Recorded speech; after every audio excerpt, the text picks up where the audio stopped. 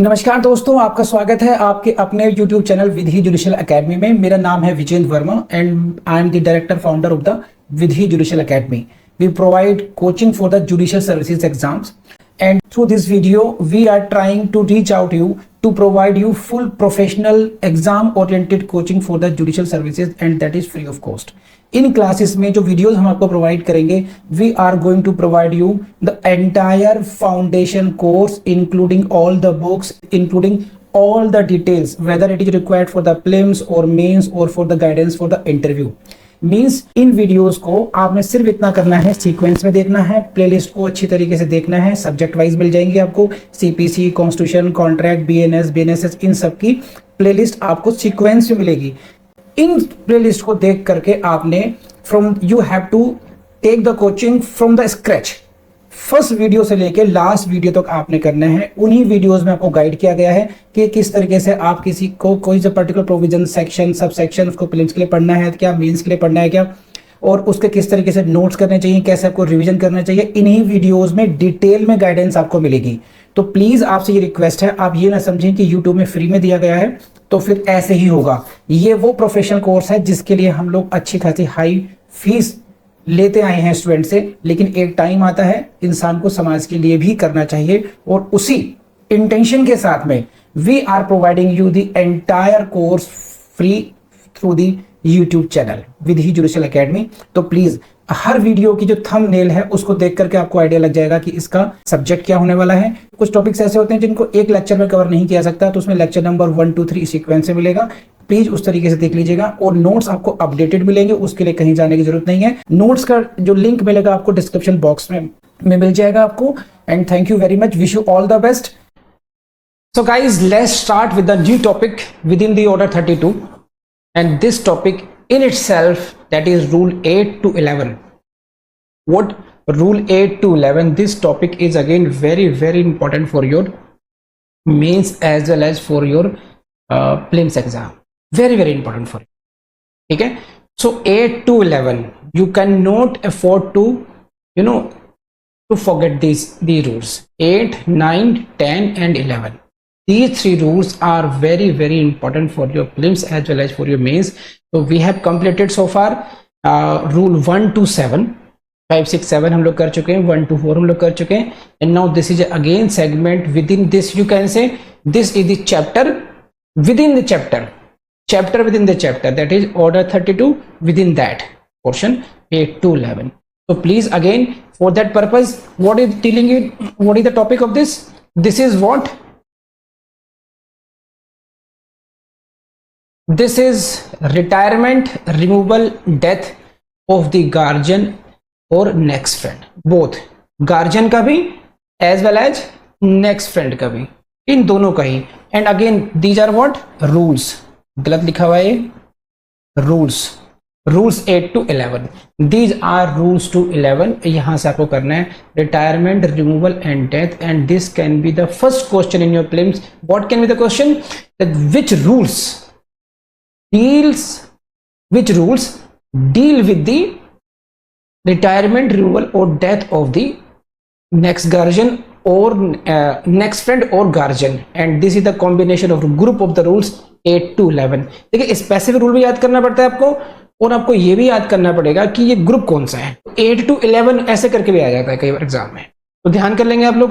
अब आगे बढ़ते हैं। Now we will have to move to this bare act language of the rule 8 के कहता क्या है, and for that purpose I think you should go to the slide. तो आप प्लीज स्लाइड पे ध्यान दीजिए, उसको पढ़िए मेरे साथ जैसे मैं पढ़ता हूँ, और जहां जहां आप मैंने हाईलाइट किया हुआ है इसको, वैसे इसको आप लोग हाईलाइट भी करेंगे। अपने बेयर एक्ट में उन पॉइंट्स को आप लोगों को हाईलाइट कर लेना चाहिए जो कि मैंने आपको शो कर रखा, हाईलाइट किया हुआ है इसमें। तो please come to this now, you see this, is what you please see this. What is this? Rule 8. This is rule 8. Retirement of whom? Retirement of next friend. Don't forget this. This is rule 8 is dealing with the retirement of next friend. And please move forward now. Unless otherwise ordered by the code. Unless otherwise, this line is very important. Unless otherwise ordered by the court, a next friend shall not retire next friend shall not retire, it means what, जब तक कि अन्यथा न्यायालय के द्वारा आदेशित ना किया जाए, जब तक कि न्यायालय के द्वारा अन्यथा आदेशित ना किया जाए, unless otherwise ordered by the court, एक next friend shall not retire, एक वाद मित्र को रिटायर नहीं होना चाहिए, वो नहीं होगा। कब तक नहीं होगा? Without first procuring a fit person to be put in his place and giving security for the cost already incurred. Now see, now it means what? आपने पढ़ लिया इसको? तो please see this, giving security and without first procuring a fit person to be put in his place. Now you try to see this. देखिए इसको हम लोग एक उदाहरण की तरफ समझते हैं। Please try to understand this. Suppose कीजिए, आप प्लीज स्लाइड देखिए, इसको समझने के लिए मैंने कुछ कोशिश की आपके लिए उदाहरण बनाने की। ये please see the slide this. Suppose this is the minor plaintiff, got it, minor plaintiff है and he is being represented by the next friend and his name is next friend NF. This case is versus 3 defendants D1, D2 and D3. These are 3 defendants D1, D2 and D3. So minor versus D1, D2, D3.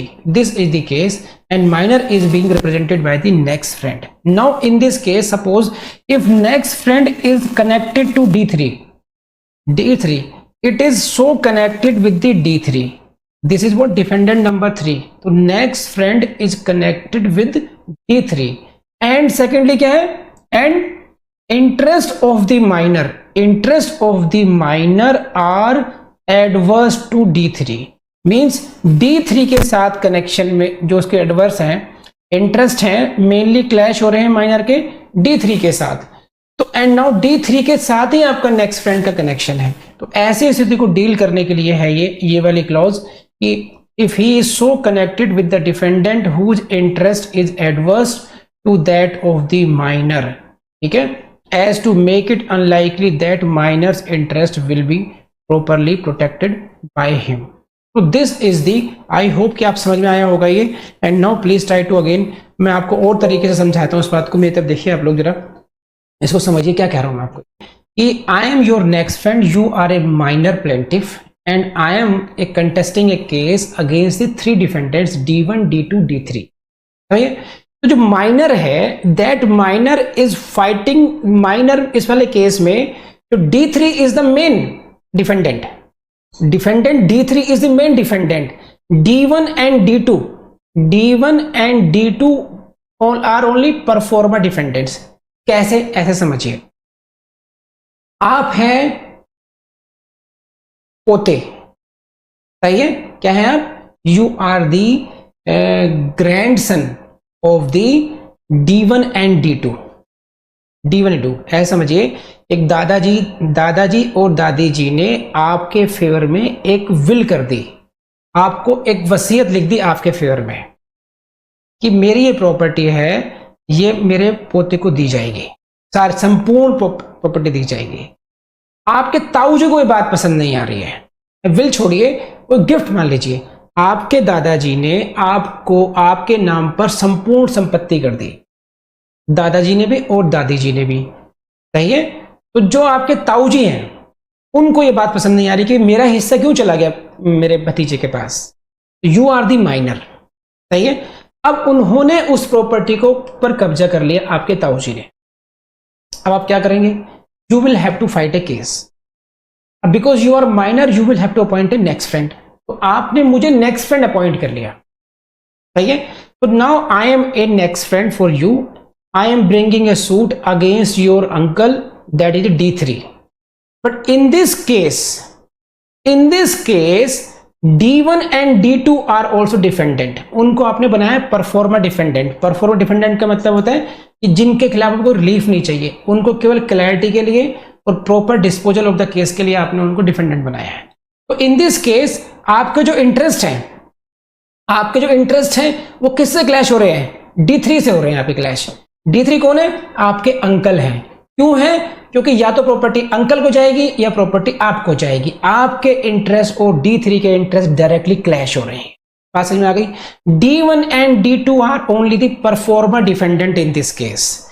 Performer defendant है, इसका मतलब क्या हुआ कि आपको D1 और D2 के विरुद्ध कोई भी रिलीफ नहीं चाहिए, आपको उनसे कोई शिकायत नहीं है, उनको आपसे कोई शिकायत नहीं है। लड़ाई किसकी है? D3 के साथ में है। एक ही डिफेंडेंट है जिसके इंटरेस्ट आपसे एडवर्स जाते हैं। ये बात समझ में आ गई?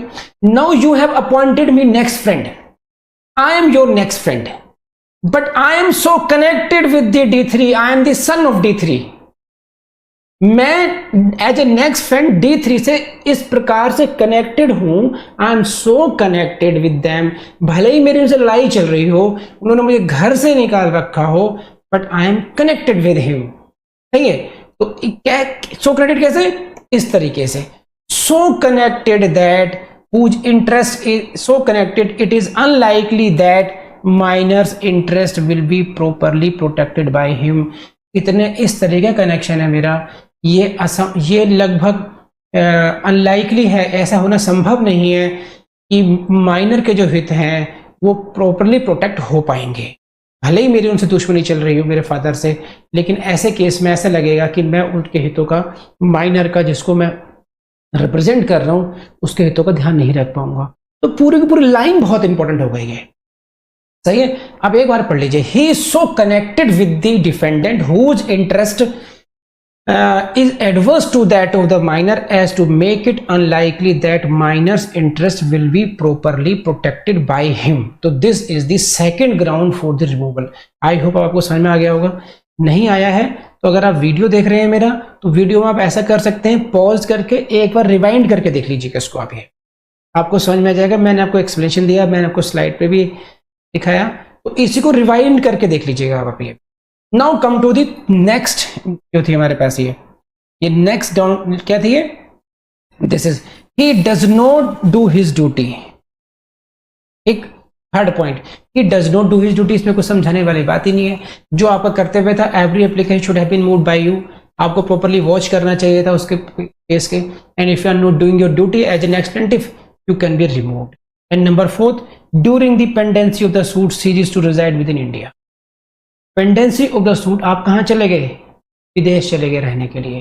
Series to reside within India, भारत में रहना आपने छोड़ दिया। तो वही बात है, you can not properly take care of the interest of the minor. And मैंने पहले ही बताया था क्या हुआ था कि this court, the infant becomes ward of the court. It is the right as well as the duty of the court to take care the interest of the minor. Minor के इंटरेस्ट को ध्यान रखने की जो duty है वो किसकी है? कोर्ट की है। तो if he ceases to reside within India, naturally he should be removed। and this is what a general clause for any other sufficient clause, जिसे हम ये कह सकते हैं this is the residual clause, ये भी कह सकते हैं। मीन्स जब इन चार में नहीं आएगा matter, then this is a open ground। any other sufficient cause you cannot list 1 2 3 if there is any reason for that purpose court considers it that no he should not be the next friend, he should not continue as a next friend, then his case can be clubbed, his case can be brought into this fifth reason। तो भाई लोगों, आपको मैंने 5 ground बता दिए, ठीक है? और आपको कैसे होना चाहिए? टिप्स पे याद होनी चाहिए, टिप्स पे 1 2 3 4 5, बिकॉज यहीं से क्वेश्चन आएगा। एक टेल बन जाएगी, टेल क्वेश्चन बनेगा आपके मेंस में। On what grounds a next friend can be appointed, कैसे क्वेश्चन बनेगा देखिए। Now how a next friend can be appointed. 1, what are his powers and duties. Number 2 and number 3, how he can be removed. ये तीनों आपको एक ही साथ में मिल जाए, एक ही क्वेश्चन के पार्ट बन के मिल जाए, और तब आपको इन पांचों को 1 2 3 4 5 लिखना होगा इनको। और एक भी पॉइंट मिस करेंगे तो आपका नंबर कटेगा उसमें। केस लॉ की ऐसे उसमें जरूरत नहीं है, क्योंकि बहुत कुछ केस लॉ में डिफाइन करने के लिए यहाँ पर है नहीं कि इसमें क्या समझाएंगे उसको वो। तो बहुत केस लॉ डेवलप्ड वाली केस इसलिए नहीं है, लेकिन आपको 5 ग्राउंड्स पता होना चाहिए। On the following grounds as per the rule 9, on the following grounds a next friend can be removed. Number 1 2 3 4 5 मोतियों की तरह प्रयोग कराएंगे यहाँ पर आकर। अगर आपने एक भी पॉइंट छोड़ा तो समझिए आपके नंबर कटेंगे, मैथमेटिक्स की तरह नंबर मिलेंगे इसमें। आप कर लेंगे आप लोग ये। बढ़िया आगे। अब प्रीलिम्स से क्वेश्चन कैसे आएगा, प्रीलिम्स से क्वेश्चन भी इन्हीं ग्राउंड्स में से आएगा, और वो देखिए आप इस स्लाइड में देखिए, मैं आपको स्लाइड दिखाता हूं, उस स्लाइड में आप देखना कि किस तरीके से क्वेश्चन आया हुआ है और आपको ग्राउंड्स किस तरह रटी होनी चाहिए। Please go to the slide. This is under order 32 rule 9 CPC, a next friend of a minor can be removed if he ceases to reside in India during the pendency of the suit। बात सही है, corrected। where he has his हो गए, his interest becomes adverse to that of the minor, ठीक है। where he does not do his duty, तीनों मिल गए, नहीं मिल गए। for any of the above reason, for any of the above reason, क्योंकि वहां पे क्या लिखा था, और लिखा था ना आपको, ये देखिए दोबारा देख लीजिए इसमें, दिस इज, और या तो ये हो नंबर 1 हो जाए, या फिर और नंबर 2 हो जाए, ठीक है, या फिर नंबर 3 हो जाए, एक इस तरीके से सब ये तो कर लेंगे आप लोग ये। तो this was the question in your prelims. Prelims का भी हो गया आपका। अब आगे बढ़ते हैं। बहुत डिटेल में पढ़ाया गया है और बहुत टेक्निकली पढ़ाया गया है, बहुत इंपॉर्टेंट है आपके लिए। बस आपसे यही कहूँगा कि अगर ये वीडियो आपको पसंद आए तो अपने दोस्तों से शेयर करना नहीं भूलेंगे आप लोग, लाइक भी कीजिएगा और कमेंट भी कीजिएगा।